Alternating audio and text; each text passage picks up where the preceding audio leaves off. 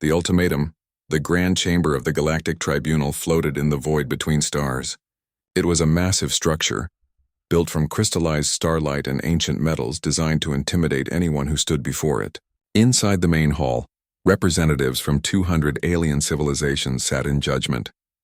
Their seats rose in circular tiers around a central platform where the accused would stand.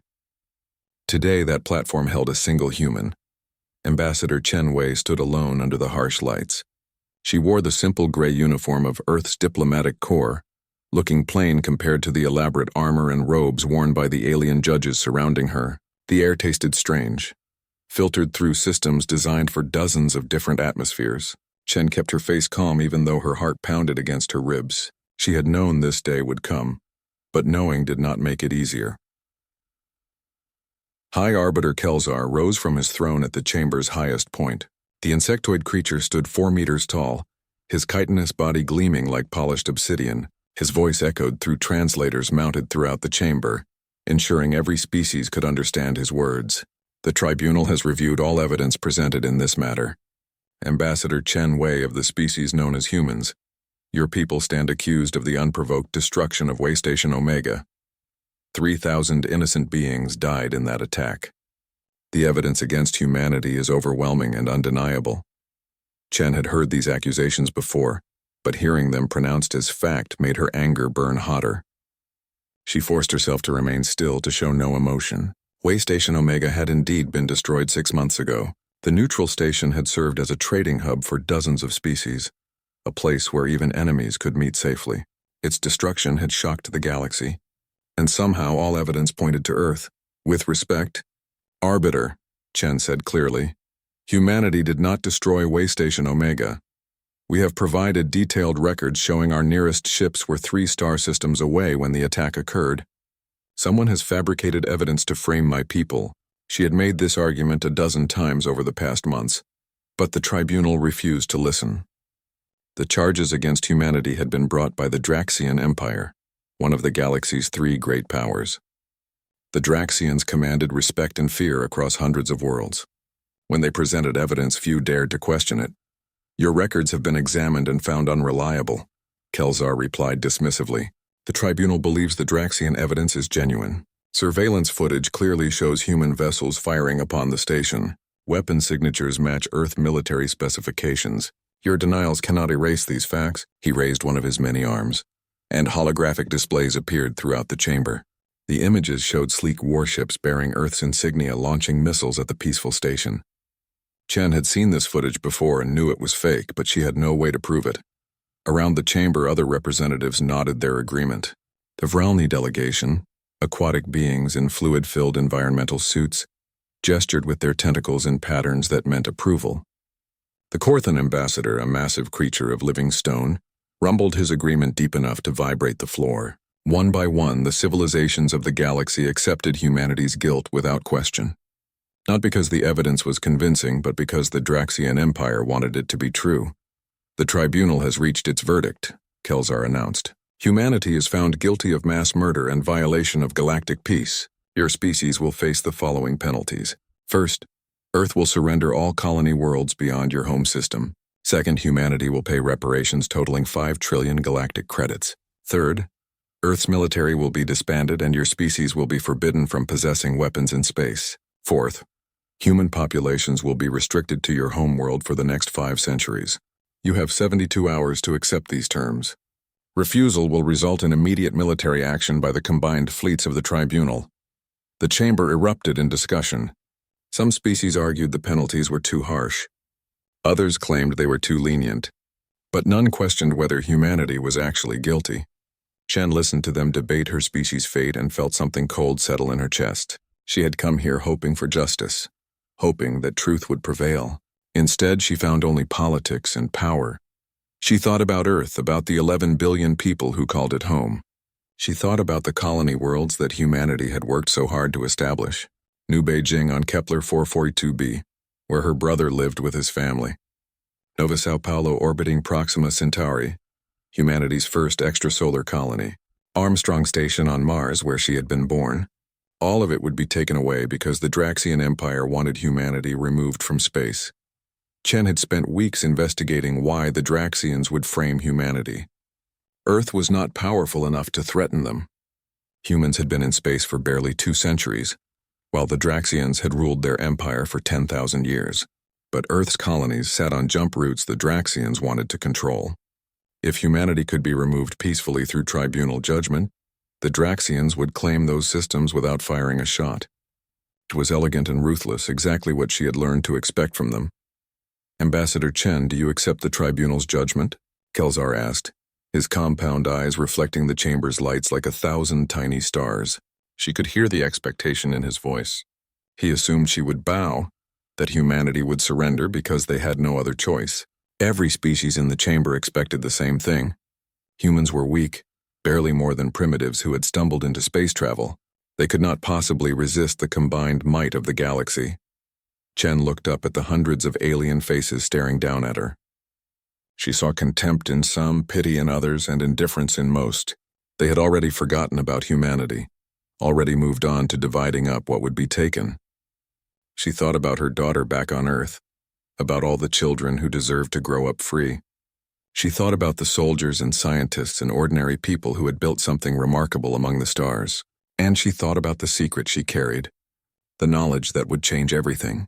"With respect, Arbiter," Chen said, her voice carrying clearly through the silent chamber, "humanity rejects your judgment. We reject your penalties, and we reject the authority of this tribunal to pass sentence on innocent people based on fabricated evidence." A wave of shocked murmurs swept through the chamber. Several ambassadors actually stood up, unable to believe what they were hearing. Kelzar's mandibles clicked together in a pattern that indicated extreme displeasure. "You dare refuse?" he demanded. "Ambassador, your species numbers barely 12 billion. The civilizations represented in this chamber control populations exceeding 8 trillion. Our combined fleets include 300,000 warships. Earth possesses fewer than 500 vessels, most of them outdated and poorly armed. If you refuse to surrender peacefully, we will take what is owed by force. Your people will be scattered across the galaxy as refugees. Your homeworld will be occupied. Is that what you want?" Chen smiled, and it was not a friendly expression. "What I want, Arbiter, is for you to understand something about humanity. We are not the primitive species you believe us to be. For the past 50 years, while you dismissed us as insignificant, we have been preparing. We knew that eventually someone would try to take what we built. We knew that the strong would seek to dominate the weak, as they always have throughout history. So we prepared for war." The chamber fell absolutely silent. Even the ambient sounds of life support systems seemed to fade away. Chen continued, her voice steady and cold. "The ships you see in our official records are real. Those 500 vessels do exist, but they represent only a fraction of our true strength. For decades, humanity has been building in secret, hidden shipyards in the outer reaches of our colonies, automated factories on asteroids far from any traveled space lane, research stations developing weapons you cannot imagine. We have built an armada specifically designed to fight against superior numbers and advanced technology." "Lies," the Draxian ambassador interrupted. He was a tall, elegant being with silver skin and 3 eyes that glowed with inner light. His species believed themselves the pinnacle of evolution, the rightful rulers of the galaxy. Prince Terran stood from his seat, his robes flowing like liquid metal. "Humans lack the industrial capacity to build such forces. You are bluffing, hoping to frighten us into withdrawing our just demands. It will not work." Chen turned to face him directly. "Am I bluffing, Prince Terran? Then explain why 15 Draxian patrol fleets have gone silent in the past month. Explain why your military bases in the Outer Rim have stopped responding to commands. Explain why your supply convoys keep disappearing without a trace." She paused, letting her words sink in. "You thought you were so clever, framing humanity for crimes we did not commit. But we have been watching you.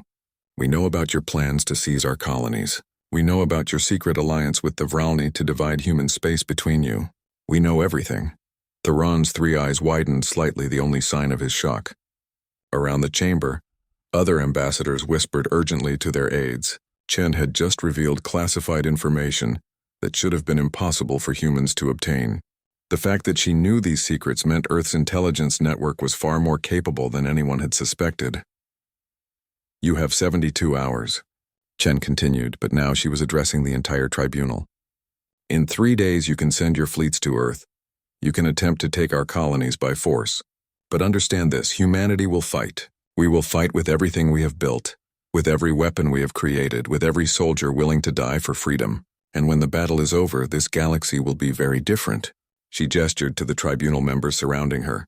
Some of you are allies of the Draxian Empire. Some of you are their rivals. All of you believe you're safe in your power. But after we finish with the Draxians, the rest of you will have to ask yourselves a question. If humans could hide such strength for so long, what else might we be capable of? Arbiter Kelzar slammed his staff against the floor, the sound cracking like thunder. This is unprecedented. Ambassador Chen, you are threatening this tribunal and all civilizations represented here. That is an act of war against the entire galaxy. Chen shook her head slowly. No, Arbiter. I am making a promise. Humanity did not seek this conflict. We wanted only to live peacefully, to build our homes among the stars, to raise our families in freedom.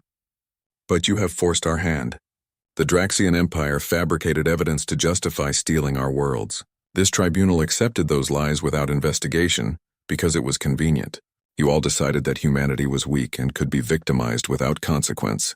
She took a deep breath, and when she spoke again, her voice was like ice. You were wrong. In the observation gallery above the main chamber, Commander James Park watched the proceedings through armored glass. He commanded Earth's first strike group, 60 warships currently hiding in stealth mode just beyond the tribunal station's sensor range. His ships were equipped with technology the galaxy had never seen, weapons designed specifically to counter the advantages held by older civilizations. He had orders to destroy the station if Ambassador Chen gave the signal.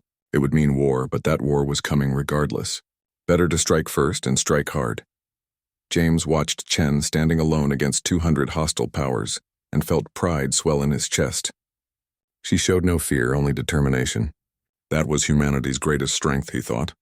Not their weapons or their technology, but their refusal to surrender even when facing impossible odds.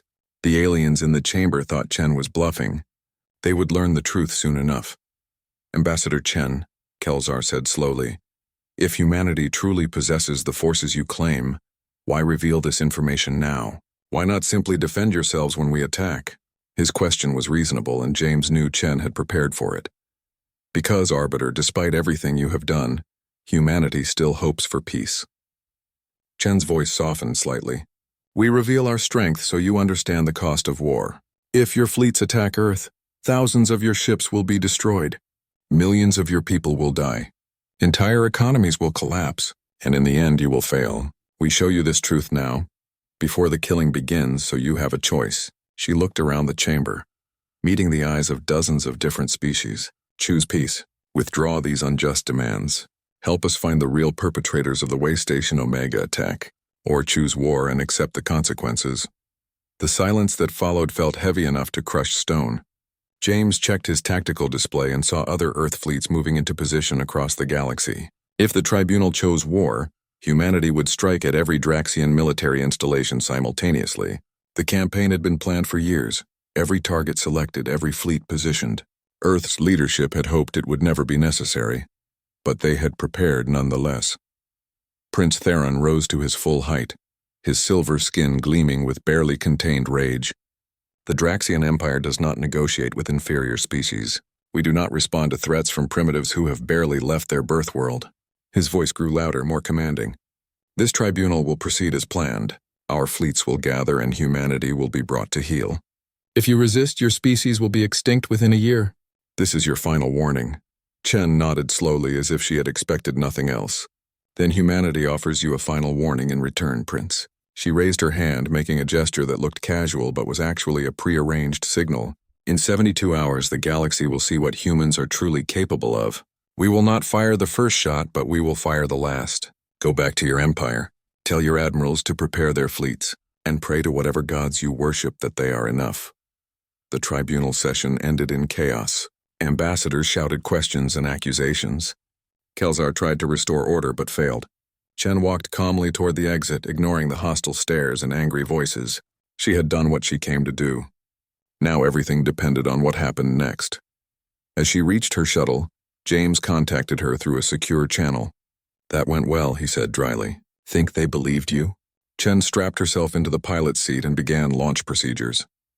Some did, some didn't, but they'll all find out the truth soon enough. She guided the shuttle away from the tribunal station, setting course for the nearest jump point. The Armada is ready? Ready and waiting, James confirmed. Just give the word and we'll show them what humanity has been building all these years. There was anticipation in his voice, mixed with grim determination. They think we're weak. Time to prove them wrong. Chen watched the tribunal station shrink in her rear display. Somewhere behind those walls, 200 civilizations were arguing about humanity's fate. They would send their fleets. They would come to Earth expecting an easy victory, and they would discover that humans had learned an important lesson from history. The strong always try to dominate the weak unless the weak become strong enough to fight back. 72 hours, she whispered to herself. 3 days until the galaxy changed forever. She thought about her daughter, safe in a bunker deep beneath Earth's surface along with billions of others. She thought about the soldiers preparing to fight for humanity's survival. She thought about all the people across Earth's colonies who would wake up in 3 days to find themselves at war. And she thought about what would come after if humanity survived. The galaxy had dismissed Earth as insignificant. The Draxian Empire had tried to frame humanity for atrocities they did not commit. The tribunal had passed judgment based on lies and politics rather than truth. All of them had made the same fatal mistake. They had forgotten that sometimes the smallest star burns the brightest, and sometimes the species you underestimate is the one that changes everything. Chen activated the jump drive and her shuttle vanished into faster-than-light travel. Behind her, the tribunal station floated peacefully in the void. But that peace would not last. In 72 hours, humanity's Armada would emerge from hiding. The galaxy would witness humanity's true strength, and nothing would ever be the same again. The Reckoning. The Draxian Imperial fleet assembled at Rally Point Sigma like a storm gathering strength. Admiral Vex Theron stood on the bridge of his flagship, the Eternal Dominion, and watched thousands of warships take their positions. Each vessel represented the might of an empire that had ruled for 10,000 years. Their hulls gleamed with adaptive armor that could withstand any known weapon. Their reactors burned with power drawn from captured stars. Their crews were trained warriors who had conquered hundreds of worlds. Vex was a career military officer who had never lost a battle. His silver skin bore the ritual scars of 40 successful campaigns. His 3 eyes could analyze tactical situations faster than most species' computers. He had been personally chosen by Prince Theron to lead this punitive expedition against humanity. It should have been an honor, but Vex felt only irritation. Using the Imperial fleet to crush a primitive species was like using a sword to kill an insect. "Status report," he commanded. His second officer, a younger Draxian named Kell, consulted the tactical displays that floated throughout the bridge. "All fleet elements have arrived, Admiral. We have 12,000 warships from the Imperial Navy. The Vralny Collective has contributed 8,000 vessels. The Corthan Dominion sent 5,000. Including support craft and auxiliary ships, we command a force of 30,000 vessels. The largest battle fleet assembled in 3 centuries. Vex nodded slowly. 30,000 ships to destroy 500 human vessels and bombard 1 primitive world. The tribunal had authorized overwhelming force to ensure humanity could not resist. Other species needed to see what happened when you defied the Galactic Order. This would not be a battle. It would be an execution watched by the entire galaxy. "Set course for the Sol system," Vex ordered. "Standard invasion formation. Jump in 3 waves. First wave establishes orbital control. Second wave neutralizes any defensive platforms. Third wave begins surface bombardment. I want this finished within 6 hours of arrival." He turned to his communications officer. "Broadcast our approach on all frequencies. I want the humans to know we are coming. Let them spend their final hours in fear." The fleet entered jump space together, 30,000 ships vanishing from normal space in a cascade of displaced energy. The journey would take 72 hours, exactly the time limit the tribunal had given humanity to surrender. Vex knew the humans would not surrender. Ambassador Chen's defiant speech had been broadcast across the galaxy. She had claimed humanity possessed hidden strength, secret weapons, vast fleets built in secrecy. It was obviously a bluff designed to buy time or sow confusion. The Draxian intelligence network was the finest in the galaxy. If humans had built additional ships, Vex would know about it. He spent the journey reviewing intelligence reports about Earth's military capabilities. Humanity possessed approximately 500 warships, most of them light cruisers and destroyers. Their largest vessels massed barely 2 million tons, tiny compared to Draxian dreadnoughts that weighed 20 million tons each.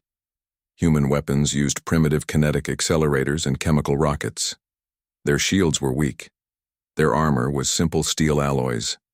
On paper, the entire human fleet could not destroy even one Draxian capital ship. The reports mentioned some unusual activity in the outer Sol system. Automated probes had detected energy signatures near the Kuiper Belt, but analysis suggested they were civilian mining operations. Nothing military, nothing threatening. Vex dismissed the data as irrelevant. Even if humanity had secretly built more ships, they could not match the industrial capacity of civilizations that had been building war fleets for millennia. 3 days passed quickly. The fleet emerged from jump space at the edge of the Sol system right on schedule. Vex immediately ordered sensor sweeps of the entire system. What he saw on the tactical displays made him smile with satisfaction. Earth's 500 warships were arranged in defensive formation around their home world, exactly as predicted. They were not running. They were not hiding. They were preparing to fight and die protecting their planet. It was admirable in a primitive sort of way. All ships, battle formation, Vex commanded. Advance toward Earth at standard speed. When we reach weapons range, target their defensive platforms first, then their ships. He opened a channel to the human fleet. This is Admiral Vex Terran of the Draxian Imperial Fleet. You are outnumbered 60 to 1. Surrender immediately, and your deaths will be quick. Resist and we will make your species suffer for days before we grant you the mercy of extinction. The response came from a human officer whose uniform indicated he held the rank of Admiral. Commander James Park's voice was calm, despite facing overwhelming odds. Admiral Terran, this is Fleet Admiral Park of the Terran Defense Force. You have entered Sol system with hostile intent. You have threatened Earth and her colonies based on false accusations and fabricated evidence. Under the laws of war, we are justified in defending ourselves. This is your only warning. Withdraw now or face the consequences. Vex actually laughed. The human was brave. He would grant them that. But bravery without power was meaningless. He cut the connection and gave the order to advance. The fleet moved forward in perfect formation, a wall of ships 3,000 kilometers wide bearing down on Earth's defenders. Sensors showed the human ships powering up weapons and shields. They were actually going to fight. It would be over in minutes. Then everything changed. The space around the Draxian fleet suddenly lit up with thousands of new contacts. Sensor screens went wild as warships appeared from nowhere. Materializing from what seemed like empty space, they emerged from behind asteroids, decloaked from stealth fields, and dropped out of jump space in perfectly coordinated strikes. Vex stared at the tactical display in shock as the numbers kept climbing. 1,000 contacts, 5,000, 10,000, 20,000, 30,000, 40,000. What is this? He shouted. Where did they come from? His sensor officer's hands shook as she worked her console. Admiral, I'm detecting massive energy signatures throughout the outer system. They must have been hiding in the Kuiper Belt, using the ice and rock to mask their presence. Our scans showed mining operations, but they were actually military installations. Admiral, the human fleet is not 500 ships. It's 50,000. Vex felt his blood run cold. 50,000 warships meant humanity had not just built a few extra vessels. They had constructed an entire armada in complete secrecy. It meant their industrial capacity was far greater than anyone had suspected. It meant everything the Draxian intelligence network believed about Earth was wrong. And it meant the battle he thought would be an easy victory might actually be a fair fight. All ships, defensive formation, Vex ordered, trying to keep his voice steady. Target the nearest human vessels. Fire at will. The Draxian fleet opened fire first. Energy beams capable of boiling oceans lanced out toward human ships. Missiles carrying antimatter warheads streaked through space. Kinetic rounds accelerated to relativistic speeds, each one carrying enough force to shatter a moon. It was enough firepower to annihilate any fleet in the galaxy. The human ships scattered like a school of fish, their acceleration impossible for vessels of their size. Draxian weapons that should have found their targets hit empty space instead. The few hits that connected splashed harmlessly against shields that were somehow far stronger than intelligence had suggested. Then the humans returned fire, and Vex realized with growing horror that everything he thought he knew about Earth's technology was obsolete information. Human weapons were different from anything the Draxian Empire had encountered. Their missiles did not fly in straight lines. They jinked and swerved, guided by artificial intelligence that predicted defensive fire and adapted in real time. Their kinetic rounds traveled at speeds that made them almost impossible to track. And they had something new. Weapons that projected beams of compressed gravity that ignored shields and armor entirely, crushing ships from the inside out. The first Draxian dreadnought died within 2 minutes of engagement. A dozen human destroyers swarmed around it like wolves taking down a bear. Their gravity weapons struck simultaneously from different angles. The massive warship's hull crumpled inward as if crushed by an invisible hand. Atmosphere vented into space. Reactors went critical. The pride of the Draxian Navy became an expanding cloud of debris and flash-frozen bodies. More ships died in the minutes that followed. Vex watched his perfect formation dissolve into chaos as human forces struck from every direction at once. They fought like nothing he had ever encountered, coordinating attacks across thousands of ships with precision that seemed impossible. Every move was calculated. Every shot was aimed at a weak point. They were not just fighting. They were performing surgery, carefully dismantling the Draxian fleet piece by piece. Second wave, advance and engage, Vex commanded desperately. The second wave of 10,000 ships moved to support the first. But as they entered the battle space, more human forces appeared. These ships were even stranger, vessels that seemed to flicker in and out of existence, occupying multiple positions simultaneously. Draxian sensors could not lock onto them. Weapons fire passed through them as if they were ghosts. "What are those ships?" Kel demanded. "How are they doing that?" Nobody had answers. The human vessels were using technology that should not exist. Physics that violated everything the galaxy's scientists understood about space and time.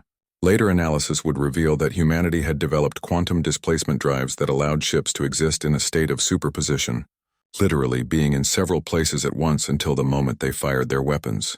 It was technology the Draxian Empire had theorized was impossible. Captain Sarah Chen commanded the destroyer Relentless, part of humanity's ghost fleet. Her ship phased in and out of normal space, making it almost impossible to target. She had trained for 8 years to pilot these experimental vessels, learning to navigate in quantum states that would drive most species insane. Now all that training paid off as she led her squadron through the Draxian lines like sharks through a feeding frenzy. "Target the command ships," she ordered. "Cut off their coordination." Her tactical officer marked 3 Draxian flagships on the display. Sarah's squadron split up, each destroyer targeting a different vessel. They phased into normal space directly behind their targets, fired their full payload of missiles and gravity weapons, then phased out before return fire could reach them. All 3 flagships disappeared in balls of expanding plasma. Admiral Vex felt the Eternal Dominion shake as nearby explosions sent shockwaves through space. His tactical display showed disaster spreading across the entire fleet. The Vralny contingent had lost half their ships already. The Korthan vessels were being systematically destroyed by human bombers that seemed to anticipate every defensive measure. His own Draxian forces were holding better, but even they were taking horrific casualties. "Pull back," he ordered. "All ships retreat to rally point and regroup." It was a bitter command to give, but continuing the battle would only result in complete annihilation. The Draxian fleet tried to disengage, but the humans had anticipated this too. As the fleet turned to run, they found their escape routes blocked by more human forces. Ships that had been waiting in ambush positions now revealed themselves, cutting off any path to safety. Colonel Marcus Rivera led the 3rd Fighter Wing, 3,000 small craft that served as humanity's rapid response force. His fighters were tiny compared to capital ships, but they were fast and deadly. Each one carried weapons designed specifically to exploit weaknesses in Draxian ship design that human engineers had spent decades analyzing. Now he led his wing straight into the retreating enemy fleet, targeting their engines and power systems. "Break them," Marcus commanded coldly. "Don't let any escape." His fighters swarmed over Draxian ships like angry hornets. They flew through defensive fire that should have vaporized them, their pilots relying on reflexes enhanced by neural implants that connected them directly to their craft. Missiles struck Draxian engines with surgical precision. Kinetic rounds punched through vital systems. Within minutes, dozens more enemy ships went dead in space, powerless and drifting. The battle raged for 6 hours, exactly the time Vex had planned for humanity's defeat. But the outcome was reversed. Instead of the Draxian fleet crushing Earth's defenders, it was the Draxian fleet that was being destroyed. Ship after ship disappeared from Vex's tactical display. Distress calls filled every frequency. Escape pods launched by the thousands as crews abandoned their dying vessels. Vex stood on his bridge watching his career and his empire's reputation die together. Around him, officers worked frantically to coordinate what remained of their forces. The Eternal Dominion herself had taken heavy damage. Life support was failing in 3 decks. The main reactor was operating at 40% capacity. 2 of the 3 main weapons arrays were offline. The flagship of the Draxian Imperial Fleet was beaten, and everyone aboard knew it. Admiral Terran, Fleet Admiral Park's voice came through on all channels. "You have one chance to survive. Order your remaining ships to power down weapons and surrender. We will accept your surrender under the terms of the Galactic Conventions for treatment of prisoners. You have 5 minutes to comply. After that, we will resume firing and we will not stop until every one of your ships is destroyed." Vex looked at his command staff. He saw fear in their faces, something he had never seen in Draxian warriors before. They had believed themselves invincible. They had grown up in an empire that had never known defeat. Now they faced extinction at the hands of a species they had dismissed as primitive. The shock of it was almost worse than the physical destruction. "How many ships do we have left?" Vex asked quietly. Kel checked the tactical display and his voice shook when he answered. "Approximately 4,000, Admiral. Most are heavily damaged. The Vralni and Korthan contingents are completely destroyed. We have lost 70% of our force. 70%. 26,000 ships destroyed in 6 hours. It was the worst military disaster in Draxian history." Vex thought about fighting on, about dying with honor rather than surrendering to humans. But that would mean throwing away 4,000 ships and the lives of everyone aboard. His duty was to his crews, not his pride. "All ships cease fire and power down weapons," Vex ordered. "We surrender." The words tasted like poison, but he forced them out. "This is Admiral Vex Theron. I am ordering all Draxian, Vralni, and Korthan vessels to stand down. We accept humanity's terms of surrender." The firing stopped. The battle space fell silent except for the hiss of venting atmosphere and the crackle of dying reactors. Human ships moved in to secure the surrendered vessels, boarding teams taking control of each ship to ensure compliance. Vex watched it all happen with numb detachment. In 6 hours, everything he believed about the galaxy had been proven wrong. Fleet Admiral Park's face appeared on the main display. He looked tired but satisfied. "Admiral Theron, prepare to be boarded. You and your command staff will be taken into custody. Your crews will be processed and treated according to the conventions of war. Those who cooperated will be repatriated to your home worlds once hostilities cease. Those who resist will be dealt with harshly. Do you understand?" Vex straightened his uniform one final time. "I understand. For what it's worth, Admiral Park, you fought brilliantly. I underestimated your people. I underestimated your technology and your determination. It was a mistake I will regret for the rest of my life." Park's expression softened slightly. "War is full of mistakes, Admiral. The important thing is learning from them. Your empire framed my people for crimes we did not commit. You came here intending to commit genocide, but we're not going to do the same to you. Humanity fights for justice, not revenge. You'll have a chance to go home. Use it wisely." The connection ended. Minutes later, human Marines boarded the Eternal Dominion. They moved through the ship efficiently, securing every deck and taking control of all critical systems. Vex and his staff were escorted to a holding area, where they would await transport to a human prison facility. As he walked through the corridors of his former flagship, Vex saw the faces of his crew. They looked lost, unable to comprehend what had happened. The victory over the Draxian fleet was broadcast across the galaxy within hours. Every civilization watched in stunned silence as the footage showed humanity's armada emerging from hiding and destroying the most powerful battle fleet ever assembled. The images were undeniable. The data was confirmed by multiple independent sources. Earth had not been bluffing.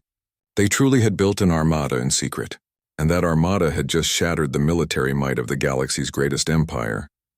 On Centralis, the tribunal chamber where Ambassador Chen had stood trial was now filled with panicked voices. Representatives from 200 civilizations argued about what this meant. The Draxian Empire's defeat changed everything. If humans could hide such strength and defeat such forces, what else might they be capable of? Were any of them safe? Could any civilization still claim superiority over these strange primates from Earth? Arbiter Kelzar called for order, but his voice lacked its former authority. The tribunal must address this situation immediately. The humans have proven far more capable than our intelligence suggested. We must reassess our position and determine how to proceed. Some representatives demanded immediate retaliation, a second fleet even larger than the first. Others argued for peace negotiations, pointing out that humanity had accepted surrender rather than slaughtering defeated enemies. That mercy suggested Earth might be reasoned with. Prince Theron sat in his seat and said nothing. His three eyes stared at the display showing wreckage of the Draxian fleet floating in Earth's orbital space. His empire had suffered the worst military defeat in its 10,000-year history. His carefully planned scheme to seize human colonies had not just failed.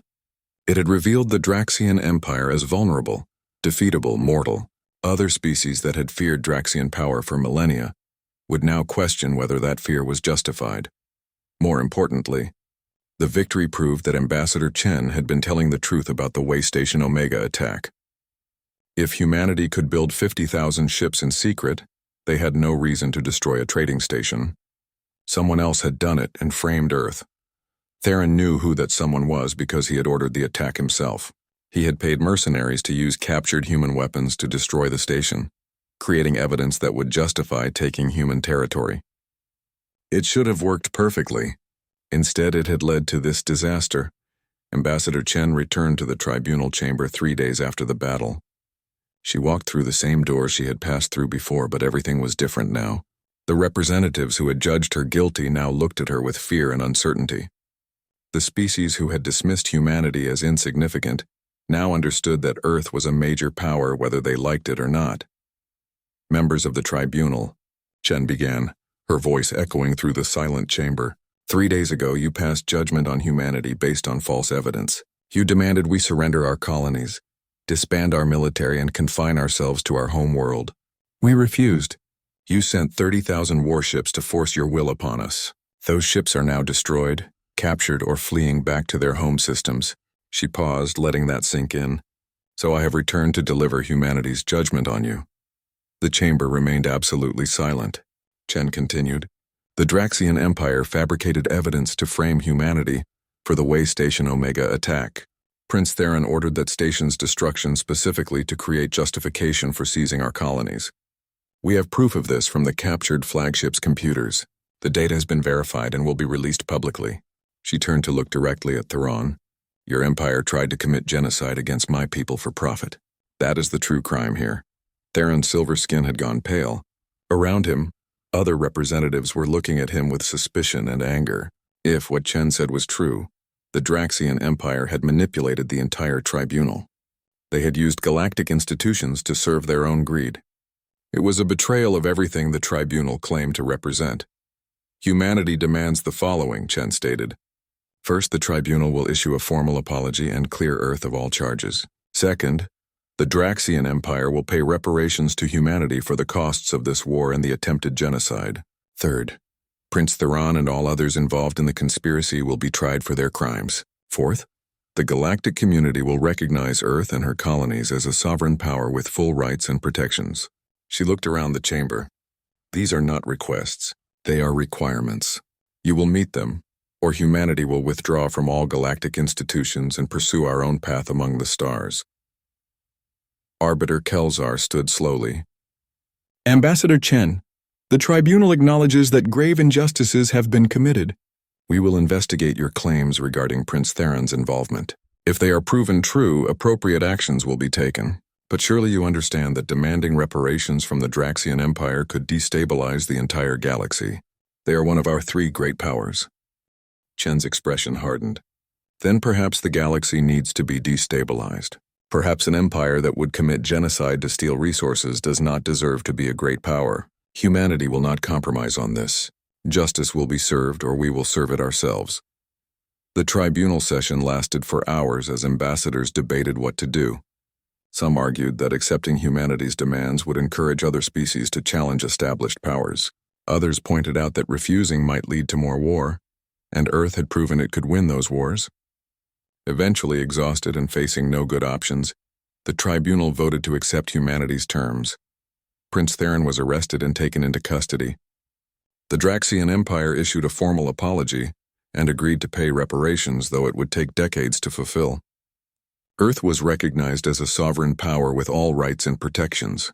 The galaxy's political order, stable for millennia, shifted fundamentally in the space of a single week. Fleet Admiral Park stood on the bridge of the Washington, humanity's newest flagship, and watched as the last Draxian prisoners were transferred to transport ships.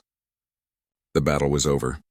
The war was won, but he felt no joy, only exhaustion and sadness for all the lives lost. 50,000 human crew members had died in the battle. Millions of aliens had died aboard the ships humanity destroyed. It was a victory, but it had been paid for in blood. Commander Chen joined him at the observation window. Her fighter squadron had performed brilliantly during the battle, destroying key targets and saving countless lives. She had been offered a medal and a promotion. She had turned both down, saying she was just doing her job. Park respected that attitude.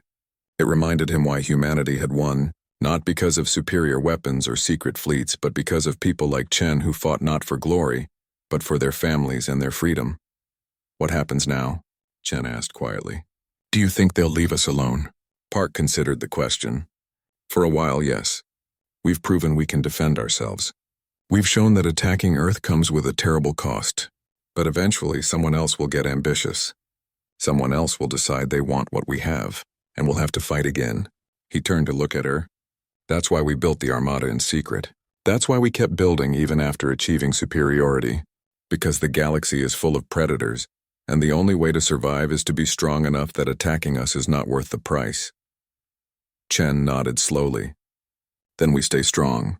We stay ready. We protect what we've built." It was a simple philosophy, but it had served humanity well. Park knew that Earth's future would be full of challenges. Other species would resent humanity's power. Political situations would shift. New threats would emerge. But humanity had proven something important during this war. They had shown the galaxy that humans would not be victimized, would not surrender their freedom, and would fight with everything they had to protect their own. The Washington turned toward Earth, leading the victorious fleet home. Below them, the blue planet hung in space, peaceful and beautiful. Billions of people lived there, unaware of how close they had come to annihilation. Children played in parks. Families gathered for meals. Scientists worked in laboratories. Artists created beauty.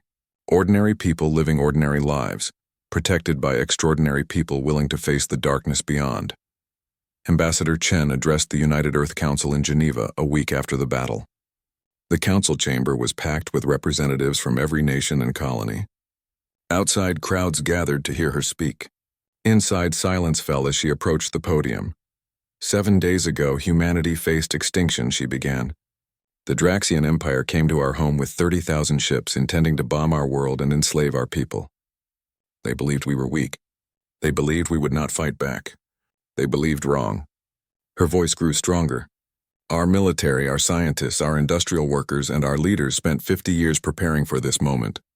They built in secret, sacrificing their personal lives for the greater good. They developed technologies the galaxy thought impossible. They trained forces that could defeat any enemy. And when the time came, they fought with courage and determination that will be remembered forever. The chamber erupted in applause. Chen waited for silence to return before continuing. But this victory came at a cost. 50,000 of our brothers and sisters died defending Earth. Hundreds of thousands more were injured. Our economy has been strained to the breaking point. We have made enemies of powerful civilizations who will not forget this defeat. The war is won, but our struggles are far from over. She took a deep breath. That is why I am here today to propose the Terran Accord, a new framework for how humanity will interact with the galaxy. We will not seek conflict, but we will not run from it. We will trade freely, but defend our interests fiercely. We will make allies, but never become anyone's subjects. We will reach out to other species in friendship, but we will maintain the strength to survive without them. Most importantly, we will never again allow ourselves to be vulnerable. The Armada we revealed is just the beginning. We will continue to build, continue to innovate, continue to grow stronger, because the galaxy has shown us that only the strong survive. The Terran Accord passed unanimously. Earth's colonies celebrated their freedom. Across human space, people looked to the stars with new confidence. They had been tested and had prevailed. They had faced the might of an ancient empire and had won. The galaxy had tried to break humanity. Instead, humanity had broken the galaxy. In the years that followed, Earth became a major galactic power. Human technology spread to other species. Human culture influenced billions of beings. The Armada that had been hidden in the Kuiper Belt became the foundation for a navy that patrolled trade routes and protected vulnerable worlds from aggression. Humanity had earned its place among the stars not through diplomacy or luck, but through determination, preparation, and the willingness to fight for what they believed in. Admiral Vex Theron spent his imprisonment reading human history. He studied their wars, their struggles, their repeated cycles of conflict and survival. He came to understand that humanity's strength came not from their technology, but from their experience. They were a young species, but they had already fought countless wars among themselves. They knew how to survive against superior forces because they had been doing it for their entire history. The Draxian Empire had ruled for 10,000 years of peace. Humanity had fought for survival every single day of their existence. When the two cultures met in battle, experience won over age. On his final day before being released and sent home, Vex met with Admiral Park one last time. They sat across from each other in a simple meeting room, two warriors who had faced each other in battle and survived. I spent my imprisonment trying to understand how we lost, Vex said quietly. I analyzed every decision, every tactical choice, every strategic assumption, and I finally realized the truth. We didn't lose because your technology was better or your numbers were greater. We lost because you were willing to do whatever it took to survive. You sacrificed comfort for security. You built in secret for decades. You prepared for a war you hoped would never come. That level of dedication, that willingness to sacrifice everything for survival, that is what defeated us. Park nodded slowly. My species has a saying, hope for the best, prepare for the worst. We hoped the galaxy would treat us fairly. We hoped we could live in peace. But we prepared for the day when hope would not be enough. That preparation saved us. Vex stood to leave, then paused. Admiral, what will you do now? Your species has proven itself. You've earned respect and fear across the galaxy. What comes next for humanity? Park smiled slightly. We keep building. We keep preparing.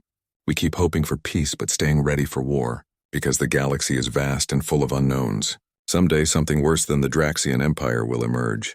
And when that day comes, humanity will be ready. The two warriors shook hands, a gesture of respect between enemies who had learned to understand each other. Vex was transported back to the Draxian Empire, where he would spend the rest of his life trying to rebuild a military that had been shattered. Park returned to his duties, commanding a fleet that grew larger and more capable with each passing year. And on Earth, in millions of homes, families gathered to celebrate their freedom and remember those who had fought to secure it. The galaxy had witnessed humanity's total reckoning. They had seen what humans could do when pushed to the edge, and they would never forget the lesson. Some species are born among the stars, but humanity had fought for every meter of space they claimed. That made all the difference.